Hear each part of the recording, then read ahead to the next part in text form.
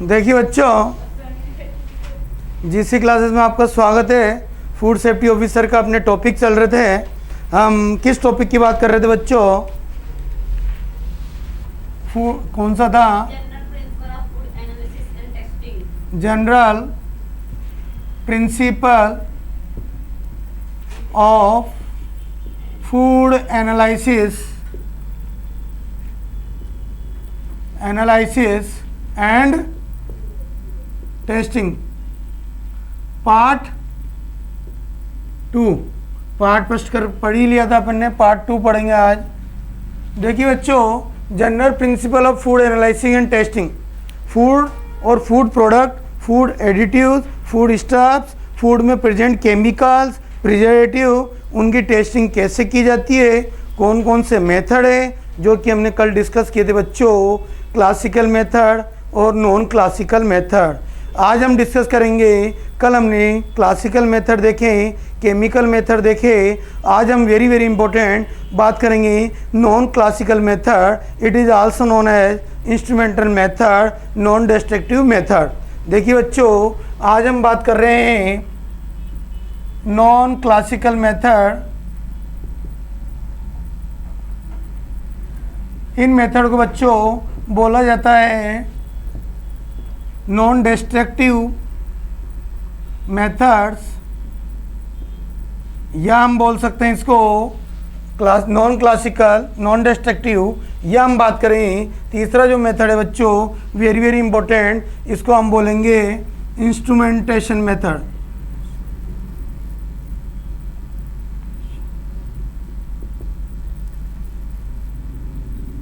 Instrumentation method, ये 3 method हैं। तीनों के माध्यम से हम क्या करते हैं, food additive, food dye, food colouring agent, food preservatives, food stuffs and food and its derivative को हम आसानी से टेस्टिंग कर लेते हैं बच्चों।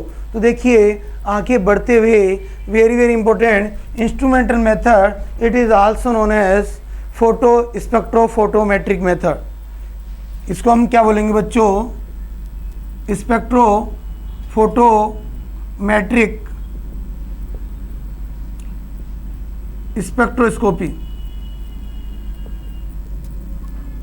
देखिए बच्चों, ये जो मेथड है, तीनों एक जैसे मेथड हैं, तीनों का तरीका सेम है कि ऐसे मेथड जो घर पर हम नहीं कर सकते, ऐसे मेथड लैब में नहीं कर सकते, ऐसे मेथड जो हम बड़ी लार्ज स्केल पे जिसमें मशीन इंस्ट्रूमेंट काम में आते हैं, बड़े बड़े करोड़ों लाखों रुपए के इंस्ट्रूमेंट हम काम में लेते हैं, वो आपके कहलाते हैं इंस्ट्रूमेंटेशन मेथड। या हम बात करें HPLC की बात करें, हाई परफॉर्मेंस लिक्विड क्रोमेटोग्राफी की बात करें, गैस लिक्विड क्रोमेटोग्राफी की बात करें, जेल परमिशन क्रोमेटोग्राफी की बात करें, हम बात करें मास स्पेक्ट्रोस्कोपी की बात करें, हम NMR की बात करें, न्यूक्लियर मैग्नेटिक रेजोनेंस स्पेक्ट्रोस्कोपी की बात करें, हम रमन स्पेक्ट्रोस्कोपी की बात करें, हम UV स्पेक्ट्रोस्कोपी की बात करें, जहाँ भी स्पेक्ट्रोस्कोपी शब्द आ रहा है, जो बड़ी मशीनरी काम लेते हैं वो नॉन डिस्ट्रक्टिव मेथड कहलाते हैं, जिसमें हमें क्वालिटेटिव और क्वांटिटेटिव दोनों का ही पता चलता है। दोनों का ही क्या पता चलता है बच्चों? क्वालिटेटिव और क्वांटिटेटिव दोनों का ही पता चलता है। तो हम सबसे पहले बात करेंगे UV method, UV visible spectroscopy. सबसे पहले हम बात करेंगे बच्चों UV विजिबल स्पेक्ट्रोस्कोपी। स्पेक्ट्रोस्कोपी का मतलब स्टडी ऑफ स्पेक्ट्रम, ऐसी साइंस जिसमें अपन क्या करते हैं बच्चों, ऐसी मशीन या ऐसे इंस्ट्रूमेंट जिसमें स्पेक्ट्रम बनते हैं, उनकी हम स्टडी करते हैं, वो आपके क्या कहलाते हैं? Study of spectrum. और UV विजिबल मतलब उसमें कौन सा लैब, कौन सी लाइट, कौन सी रेडिएशन अपन यूज कर रहे हैं। UV और विजिबल लाइट जो होती है बच्चों, UV और विजिबल लाइट, या हम बोलते हैं UV रेडिएशन बोलते हैं, UV विजिबल रेडिएशन बोलते हैं, UV रेडिएशन या विजिबल रेडिएशन,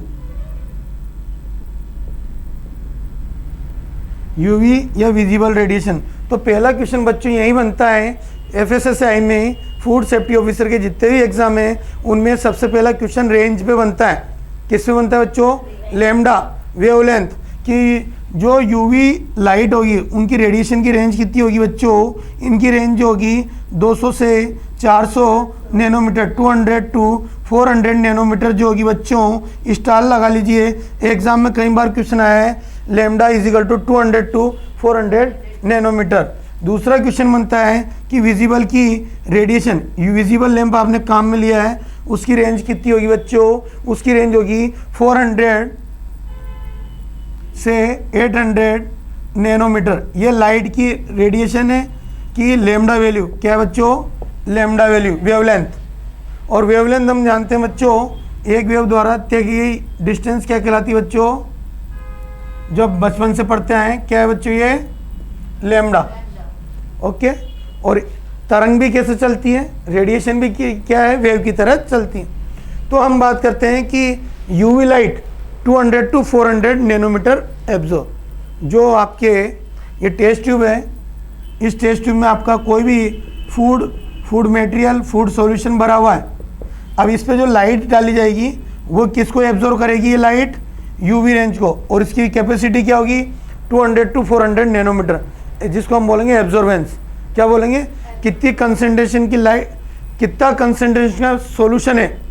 आप जैसे हम बात करते हैं फूड डाई बनानी है, कलरिंग एजेंट है, ब्लू ले लो, ब्राउन ले लो, येलो ले लो, ग्रीन ले लो, थोड़ा सा एक ड्रॉप डाला टेस्ट ट्यूब में लिया, कलर हो गए, तो उनकी क्यूवेट यूवी स्पेक्ट्रोस्कोपी देखी आपने, उसमें अलग अलग कलर के अपन डालें, food additive, food colouring agent, food dye, तो सबकी लैम्डा जिस पे उसकी क्या आएगी स्पेक्ट्रम बनेगा, एब्जॉर्बेंस सबकी क्या होगी, अलग अलग होगी।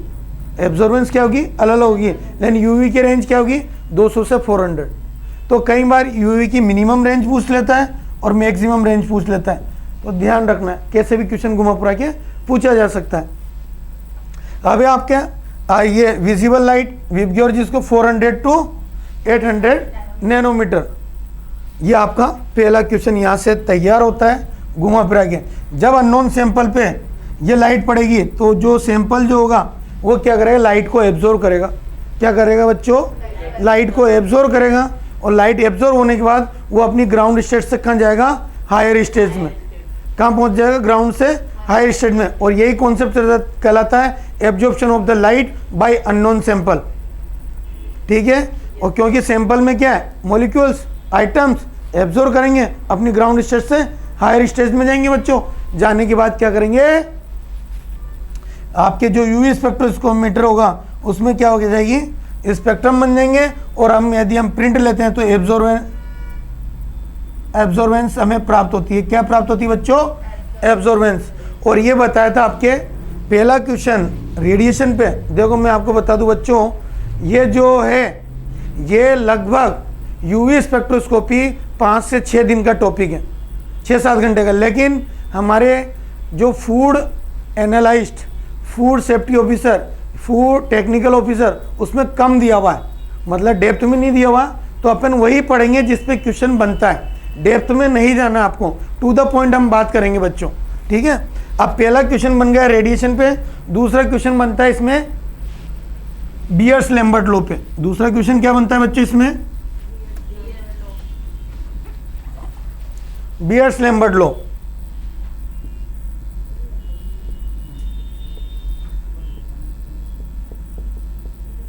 ये यूवी स्पेक्ट्रोस्कोपी का प्रिंसिपल है, बियर्स लैम्बर्ट लॉ।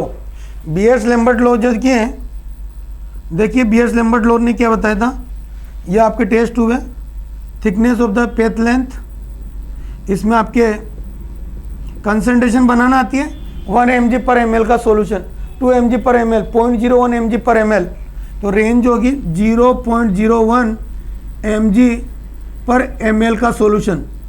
इसका मतलब समझिए 0.01 mg/ml का सॉल्यूशन। कोई भी डाई है कितनी mg है, 0.01 mg/ml की कैसे बनेगी, हम क्या करेंगे 10 mg को 10 ml वाटर में डाल देंगे, तो क्या होगा ये 1 mg। कंसंट्रेशन क्या होती है, यही तो होती है, कितना लिए कितने में सोल्यूट बटा सोलवेंट, सोल्यूट बटा सोलवेंट, कितने ग्राम कितने mg लिया, तो ये क्या कहलाता है बच्चों, कंसंट्रेशन। 10 mg पर ml, तो देखिए 1 mg पर ml का सॉल्यूशन बन गया 1 mg पर ml, 0 से 0 गया तो क्या बचा 1 mg पर ml का सॉल्यूशन बन गया। और हमें बनाना कितना है 0.01 mg, कितना बनाना है बच्चों 0.01 mg। तो क्या कर देंगे 1 mg पर ml का जो सॉल्यूशन आपने बनाया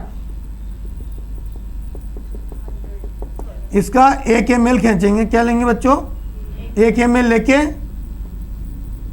उसको 100 ml कर देंगे विद वाटर। 1 ml का क्या कर दिया 1 ml लिया और उसको क्या कर दिया अप टू 100 ml। तो 1 mg पर ml का सॉल्यूशन में कितना कर दिया आपने 100, तो कितना बन गया 0.01, इसकी क्या हुई कंसंट्रेशन 0.01 mg पर ml, यही हुआ।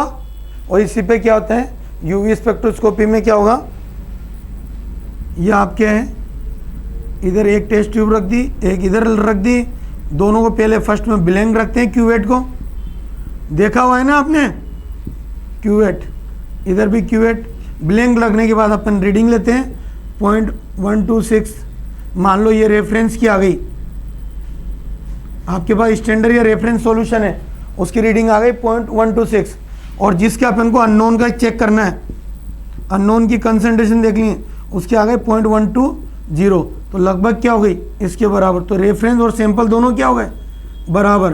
This is called quantitative analysis. ये क्या कहलाता है बच्चों क्वांटिटेटिव। तो लगभग यदि आप देखते हैं 0.126 बटा 0.120 इंटू 100 करना कितना हुआ, कितना प्रतिशत है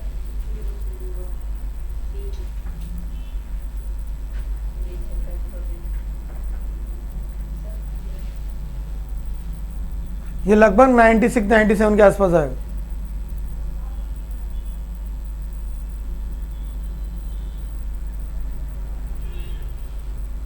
कितना है बच्चों 105, क्योंकि वैल्यू ऊपर स्टैंडर्ड की ज्यादा है और नीचे क्या है इसके ये।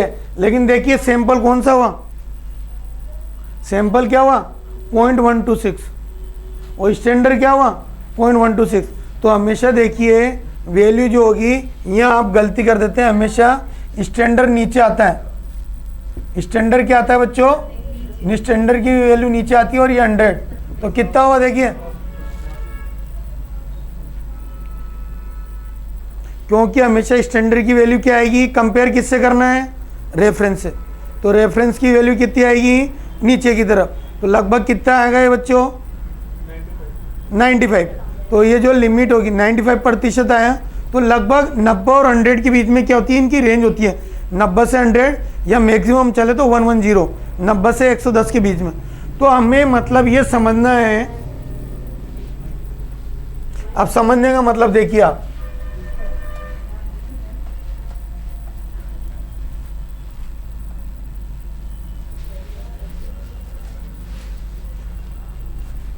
देखिए अगला ये मतलब ये है इसकी application, analytical application of UV spectroscopy. तो इसकी एप्लीकेशन क्या होगी बच्चों, ये क्वांटिटेटिव एनालिसिस ऑफ फूड और qualitative analysis of food, analysis of food. तो क्या हो बच्चों, ये एक तो क्वांटिटेटिव और दूसरा क्या क्वालिटेटिव, दोनों में क्या डिफरेंस है। क्वांटिटेटिव मतलब कितनी मात्रा में प्रेजेंट है, कितना mg पर ml है, तो वो कंसंट्रेशन मेजरमेंट। किसी लेवल पे ये क्लेम किया हुआ है, क्या है किसी लेवल पे दिया हुआ है कि भैया 1.5% क्या है अनसैचुरेटेड फैटी एसिड है, अनसैचुरेटेड फैटी एसिड है,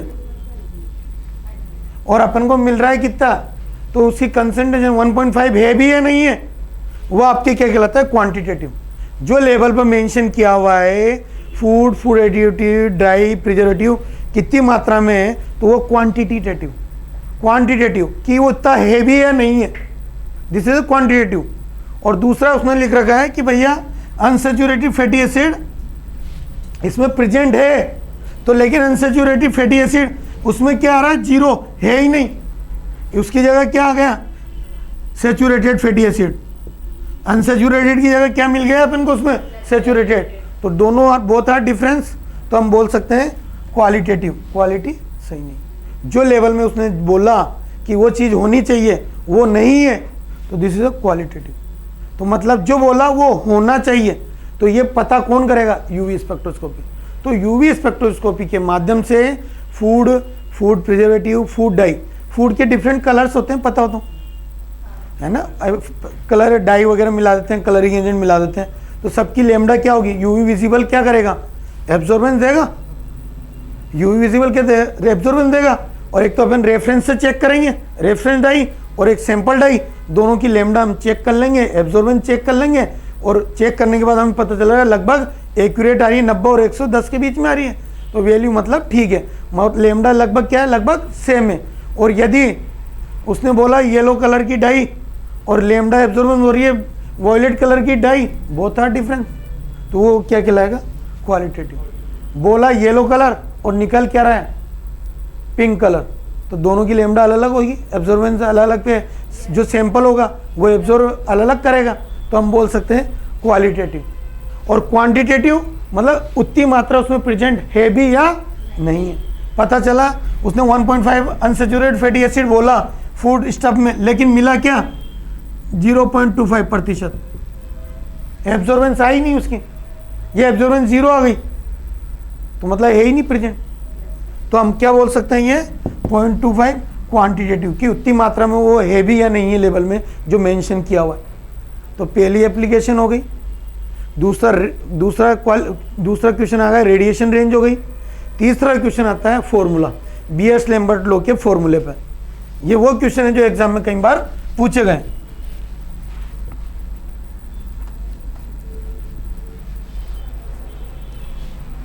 बीएस लैम्बर्ट लॉ, बीएस और लैम्बर्ट लॉ ने एक फॉर्मूला किया, एब्जॉर्बेंस बराबर extension coefficient dot C, star लगा लीजिए, ये कई बार एग्जाम में क्वेश्चन आया है। BS Lambert law formula,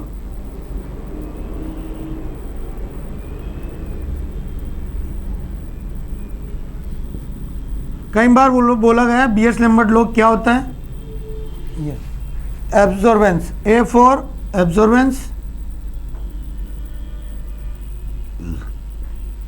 E for molar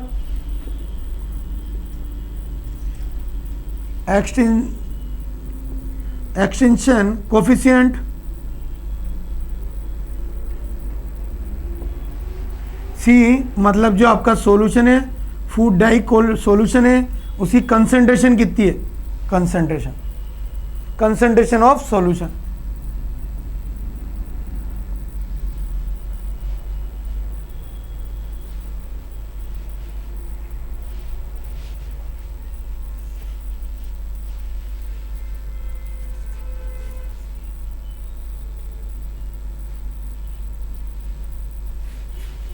B हो गई आपकी पेथ लेंथ,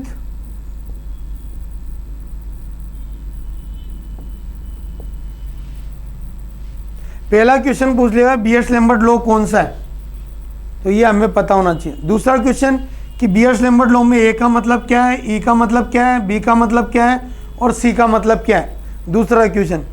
तीसरा क्वेश्चन जो वेरी वेरी इंपॉर्टेंट, 90% लोग जो गलत करते हैं, तीसरा क्वेश्चन जो बना है बच्चों, जो 90% लोग गलत करते हैं, वो आपका देखिए ये पूछ लेता है unit of molar extension coefficient. कई बार आया हुआ है एफएसएसआई में, फूड सेफ्टी ऑफिसर, यूपीपीएससी में कई बार क्वेश्चन आया है कि unit of molar extension coefficient, very very important. अगला क्वेश्चन यहां से बन रहा है, किसकी यूनिट पूछी है, ई की, तो ई बराबर क्या हो जाएगा, अब कॉन्सेप्ट ध्यान रखो, इसकी यूनिट पूछी है आपसे, यही हुआ एक्सटेंशन कोफिशिएंट पूरा मोलर को। तो देखिए मोलर मतलब मोल, कितने मोल का सॉल्यूशन है, कंसंट्रेशन कितनी है, तो ये मोलर एक्सटेंशन कोफिशिएंट लिख दिया A/BC। ओके, अब देखिए A का मतलब एब्जॉर्बेंस, एब्जॉर्बेंस की यूनिट होती नहीं है, एब्जॉर्बेंस की यूनिट नहीं होती, तो 1 यूनिट एब्जॉर्बेंस अपॉन B क्या पेथ, पेथ मतलब सेंटीमीटर, इनटू कंसंट्रेशन क्या होती है,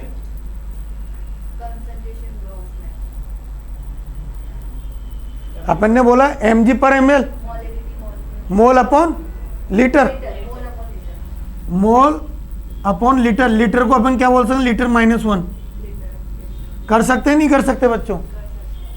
तो फिर ये एग्जाम में कई बार क्वेश्चन आया, mg/ml क्या हुआ, कंसंट्रेशन पर ml।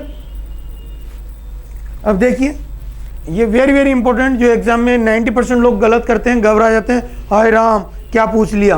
पहले तो फॉर्मूला याद हो, तो बेसिक कॉन्सेप्ट याद है, तो अपन क्या कर सकते हैं, देखिए आप देखिए तो क्या हो गया, centimetre -1 mole inverse litre, inverse थोड़ी होगा लीटर, लीटर प्लस स्टार लगा लो बच्चों, जितने स्टार लगा सको लगा लीजिए, वेरी वेरी इंपॉर्टेंट, एग्जाम में कई बार क्वेश्चन आया हुआ।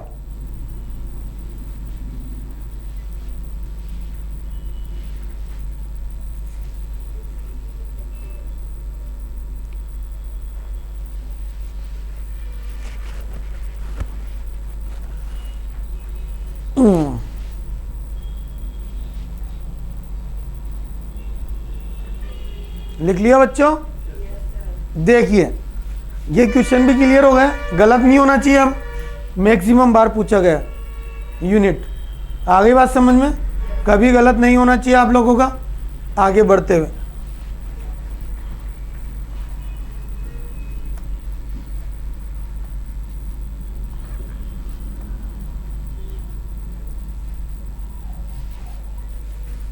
अगला क्वेश्चन बन जाए कंजुगेशन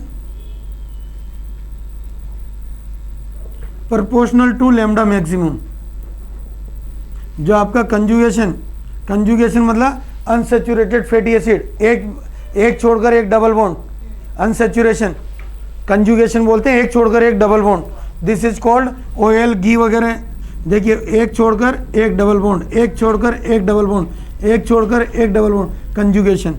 कंजुगेशन डाइन क्या बोलते हैं बच्चे इसको, conjugation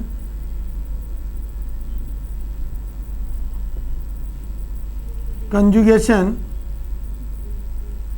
diene proportional to lambda maximum, मतलब जितने ज़्यादा double bond lambda maximum absorb करेगा सैंपल। आ गई बात समझ में।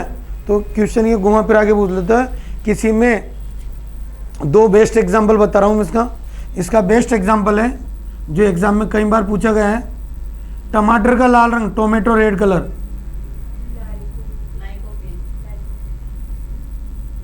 शाबाश जो मैंने पढ़ा है, और कैरेट का येलो, गाजर येलो कलर कैरोटीन। पहली क्लास में बताया था मैंने ये चीजें आपको। एग्जाम्पल इसमें क्या होंगे, ये डबल बॉन्ड होते हैं, कंजुगेशन होते हैं। तो टमाटर का जो लाल रंग होता है किसके कारण होता है, लाइकोपीन।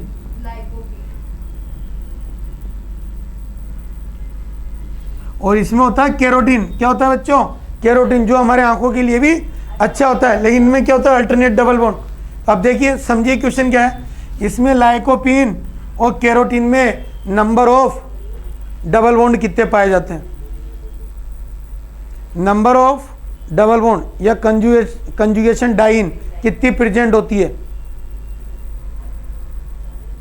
लिखिए आया हुआ क्वेश्चन है ये, कंजुगेटेड डाइन दोनों में।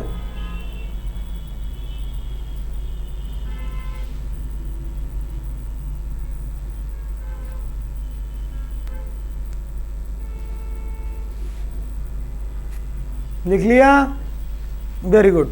तो टमाटर का लाल रंग हमें पता है लाइकोपीन के कारण होता है, मैं ऑलरेडी समझ चुका हूँ। दूसरा है करेट जो है येलो कलर कैरोटीन के कारण होता है। तो बीएस लैम्बर्ट लॉ पे कैसे वर्क करेगा, क्या एप्लीकेशन होगी कि इसमें नंबर ऑफ कंजुगेशन, मतलब हम कह सकते हैं यदि इसके लाइकोपीन और कैरोटीन जो होंगे मैक्सिमम लेमडा को एब्जॉर्व करेंगे नहीं करेंगे, क्योंकि कंजुगेशन जितना ज़्यादा होगा उतना अधिक क्या होगा, लेमडा मैक्सिमम होगा। तो इसका स्पेक्ट्रम क्या होगा, लेमडा मैक्सिमम पे आएगा नहीं आएगा।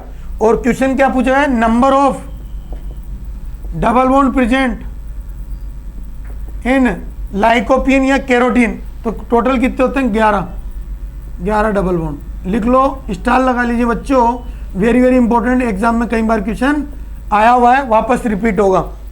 तो कैरोटीन और लाइकोपीन में कंजुगेशन डाइन होती है और number of double bond will be present 11। और क्या देगा, एब्जॉर्बन, लाइट का एब्जॉर्प्शन मैक्सिमम होगा और लेमडा मैक्सिमम का स्पेक्ट्रम बनेगा मैक्सिमम की ओर। क्यों बनेगा, क्योंकि conjugation is proportional to lambda maximum. लिख लो,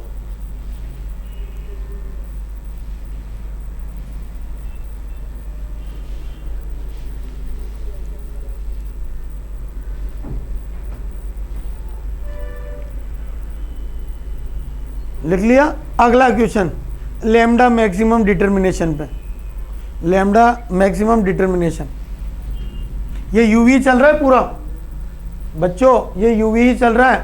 अपन केवल टू द पॉइंट बात करेंगे, डेप्थ में नहीं जाएंगे अकॉर्डिंग टू फूड एनालिसिस के हिसाब से, ठीक है ना। फूड एनालिसिस के हिसाब से डेप्थ में नहीं जाना, फूड केमिस्ट्री के हिसाब से डेप्थ में नहीं जाना, जहाँ की से क्वेश्चन पुटअप होगा वही पढ़ना है, ये एनालिसिस का पार्ट है। अब देखिए अगला क्या बोला मैंने, क्या टाइटल, लेमडा मैक्सिमम डिटर्मिनेशन।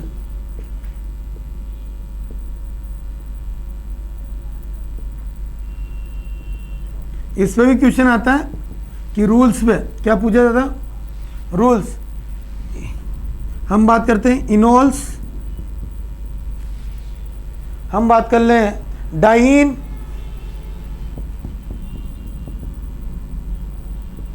इनोल्स और डाइन्स। हम बात करते हैं alpha beta unsaturated fatty acid, unsaturated fatty acid, alpha beta unsaturated fatty acid, enols, dienes, lambda maximum determination कि कितनी लैम्डा को जो अननोन सैंपल होगा क्या करेगा, एब्जॉर्ब, उसका स्पेक्ट्रम किस जगह आएगा, कौन से लैम्डा मैक्सिमम पे ये स्पेक्ट्रम बनेगा।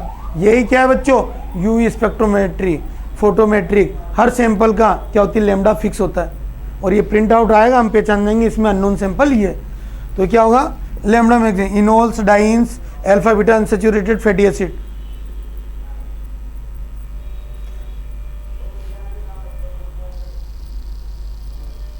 ये जो alpha beta unsaturated fatty acid है इसको बोलते हैं Woodward Fisher rules, Woodward Fisher rules.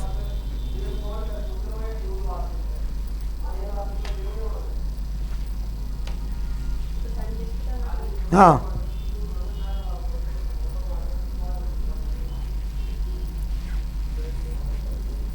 फिर उसके बाद है अगला फिशर कोन रूल्स।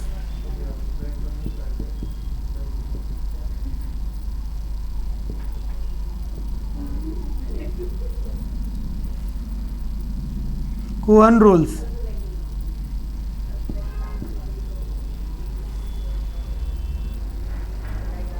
देखो इस पे अपन क्या करते हैं कि basic unit 214 homocyclic heterocyclic different है, तो अपन को डेप्थ में नहीं जाना, अपने फूड एनालिसिस के हिसाब से यही दो चीज़ें याद रखना। यदि अल्फा बीटा है तो वुडवर्ड फिशर रूल्स काम में आता है, यदि इनोल से या हम बात करें डाइन से तो उस चक्कर में हम लेते हैं काम में वुडवर्ड फिशर रूल, ना फिशर कोन रूल्स। लोग 90% ये एग्जाम में आया हुआ है, इनोल्स या डाइन भी आता है तो लोग वह किसको टिक करते हैं, वुडवर्ड फिशर रूल को, जो कि क्या है, गलत है। तो ये ध्यान रखना बच्चों, ऑप्शन में पहला ऑप्शन ही यही होता है। तो सबसे पहले एमएससी बीएससी पीएचडी वाले इसको टिक करके फ्री हो जाते हैं और वो ऑप्शन मिलेगा आपको चौथे नंबर पर। तो अपन को ध्यान रखना है alpha beta unsaturated fatty acid के लिए जो लैम्डा मैक्सिमम तेल में इनमें होगा, कितना एब्जॉर्बेंस किया, तो वो अपन किससे चेक करेंगे बच्चों? वुडवर्ड फिशर रूल्स बोलते हैं उसको। क्या बोलते हैं? Woodward Fisher rule. लेकिन आ जाए इनोल्स या आ जाए डाइंस के लिए कौन सा रूल होता है? Fisher Kuhn's rules. तो ये ध्यान रखना है, कन्फ्यूजन दूर कर लेना, फिशर कोहन्स रूल्स बोलते हैं। और दूसरी एप्लीकेशन क्या हो गई? क्वालिटेटिव मैंने आपको बता दिया, क्वांटिटेटिव बता दिया फूड का। अब जो अगली एप्लीकेशन बोलेंगे, determination of impurities present in food product. Present of impurities, present of impurities. अगली एप्लीकेशन क्या है बच्चों? यूवी की। जो यूवी इंस्ट्रूमेंट है बच्चों, वो किसको चेक करता है? इम्प्योरिटीज को। डिटर्मिनेशन ऑफ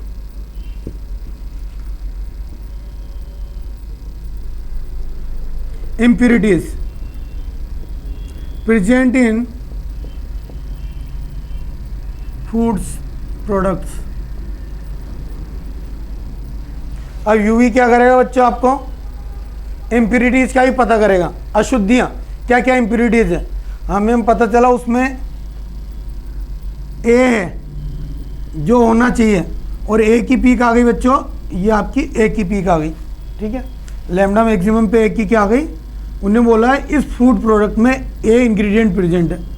ठीक है, ए है, आपने यूवी स्पेक्ट्रोस्कोपी में सॉल्यूशन बनाया, चेक किया तो लैम्डा मैक्सिमम पे 1 पीक आ गई। ठीक है, अब गलती से इसमें बी या सी डला हुआ है, एडिशनल चीज डली हुई है, इम्प्योरिटी डली हुई है, तो क्या होगी? पीक 2-3 पीक आ सकती है, या पीक क्या हो जाएगी? बिगड़ जाएगी। पीक क्या हो जाएगी? बिगड़ जाएगी। तो एडिशनल पीक प्रेजेंट हो जाएगी। क्या हो जाएगी इन दोनों में? Additional peak. तो हम कहेंगे भाई ये एडिशनल पीक काहे की आ गई? उसमें तो ए ही प्रेजेंट था फूड प्रोडक्ट में, है ना। तो जो एक्स्ट्रा इंप्योरिटीज है वो भी क्या दे देगा? पीक दे देगा यूवी स्पेक्ट्रोस्कोपी में। तो हम बोल देंगे ये बी और सी क्या हो गया? जैसे इम्प्योरिटीज। और लेवल ने क्या क्लेम किया था? कि यही उसके अंदर प्रेजेंट था। लेकिन जब यूवी में चेक किया, जब उसका स्पेक्ट्रम प्राप्त किया, यूवी स्पेक्ट्रम देखे तो उसमें एडिशनल पीक नजर आई हमें। क्या नजर आई? एडिशनल पीक मतलब एडिशनल स्पेक्ट्रम। पीक बोलो स्पेक्ट्रम बोलो एक ही बात है, या बैंड बोले एक ही बात है। तो एडिशनल पीक हमें मिली तो हमने बोला यार इसमें ये एक्स्ट्रा कहाँ से आ गई? तो बताइए कौन? मशीन। इसलिए spectrophotometric, this is non destructive, this is a non classical method. आगे बात सुनते हैं, तो इम्प्योरिटीज भी हमें पता चल जाएगी क्योंकि एडिशनल पीक का पता चल जाएगा। कोई दिक्कत बच्चों यहाँ तक? आ गई बात समझ में?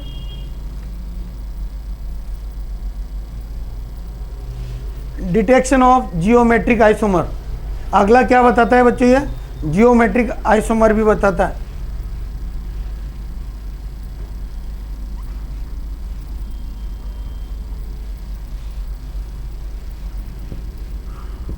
डिटेक्शन या measurement, detection of geometric isomerism.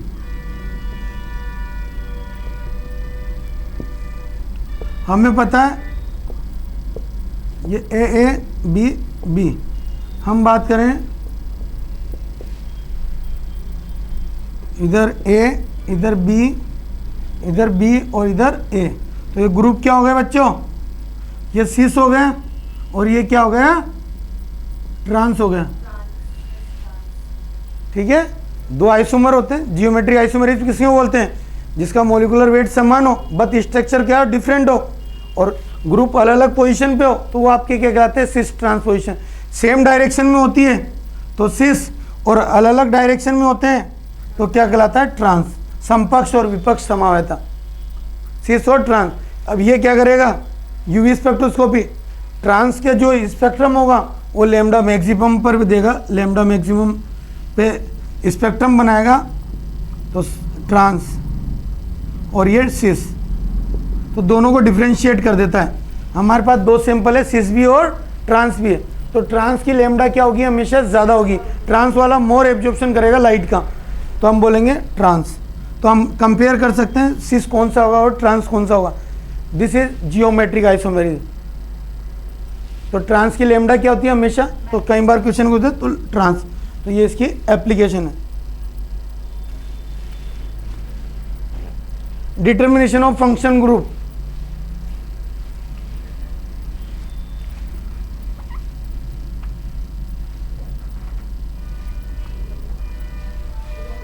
Determination of functional group,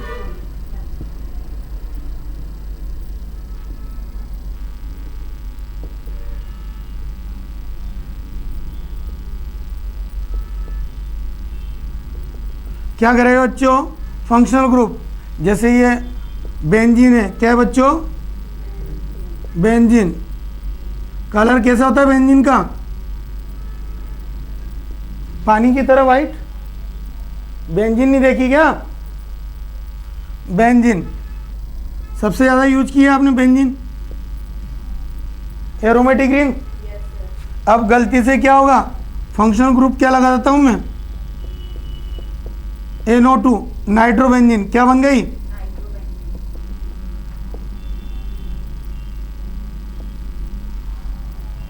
nitrobenzene. तो ये जो NO2 ग्रुप होगा बच्चों, ये फंक्शनल ग्रुप है। क्या बच्चों, फंक्शनल ग्रुप। इसको बोलते हैं क्रोमोफोर। क्या बोला जाता है बच्चों, क्रोमोफोर। इसका मतलब ऐसे एजेंट जो कलर को इंड्यूस करते हैं। क्रोमो का मतलब कलर, क्या होगा बच्चों, कलर। ये क्रोमोफोर, कलर को इंड्यूस करने वाले एजेंट क्रोमोफोर। ऐसे फंक्शनल ग्रुप जो क्या करते हैं, कलर को इंड्यूस करते हैं, उसकी डार्कनेस बढ़ाते हैं, वो क्या कहलाते हैं, क्रोमोफोर। बेंजीन था कलरलेस, जैसे NO2 ग्रुप लगाया डार्क येलो कलर। क्यों हुआ, बेंजीन का येलो कलर क्यों हुआ, क्रोमोफोर के कारण। एग्जाम में आया हुआ क्वेश्चन है, FSSAI में आया हुआ है, फूड सेफ्टी ऑफिसर में आया हुआ, कंपटीशन एग्जाम में। क्या कारण है कि नाइट्रोबेंजीन येलो कलर की होती है, क्या कारण है, क्रोमोफोर। क्रोमो मतलब कलर इंड्यूस करने वाले एजेंट। क्या है बच्चों, कलर इंड्यूस करने वाले एजेंट।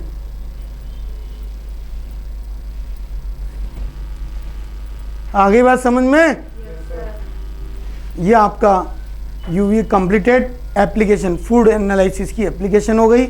और आप कहो तो 4-5 घंटे और पढ़ा सकता हूँ इस टॉपिक को, लेकिन वो व्यर्थ है, कोई मतलब नहीं है। टू द पॉइंट ही हमें कवर करना है, ठीक है, ज़्यादा नहीं जाना। केवल फूड एनालिसिस और टेस्टिंग में जो एप्लीकेशन है, जो इंस्ट्रूमेंटल मेथड है, उतना ही पढ़ना है, उससे बाहर कोई क्वेश्चन नहीं आता है। कल हम IR पढ़ेंगे, IR स्पेक्ट्रोस्कोपी की एप्लीकेशन पर पढ़ेंगे, किसके आधार पे, फूड के आधार पे। तो फूड एनालिसिस और टेस्टिंग की बात करेंगे कल IR में, ठीक है। ऑल द बेस्ट, जय हिंद बच्चों।